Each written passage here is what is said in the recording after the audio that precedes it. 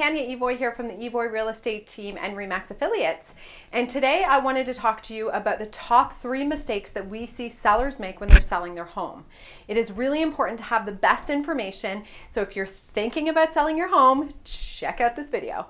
So the first thing is you don't have a plan. Sellers don't have a plan. They're like, I'm going to put it on the market. I'm going to see what happens.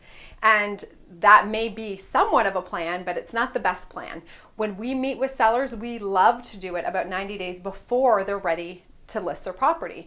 So for example, we're now mid-May. If you're planning on selling this fall, you should be meeting with somebody right now. If you're planning on selling this summer, we can still help you, but 90 days is ideal to get everything in place because that's when you're going to want to look at doing improvements to the property to help to make it more saleable. You're going to want to talk about the pricing strategy that you're going to be using, and then also the market information, because really the market changes so very quickly that you want to have the most up-to-date information.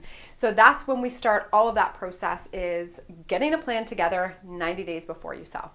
So the second mistake that sellers make is not selling with an agent. They try to sell themselves, and it makes sense to do that in this market because it's so great, but you don't know what you don't know. And so I'm here to tell you that a lot of things come into play when you're selling yourself. First off, the buyers will look at it and they will automatically discount the price if you're selling on your own because they know that you're saving the commission.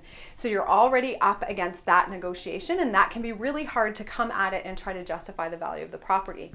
The other thing is you may not have a plan on how you're going to deal with offers. And if you don't know how to deal with offers, are you going to get the best offer? So these are things that we talk about. We're happy to meet with you about it. I've done other videos about it, but it is really important to at least get a professional opinion and talk about a strategy. If you plan on selling yourself, why or why not is that the best fit for you? The next thing is pricing it higher than you want to get for it. We hear this all the time.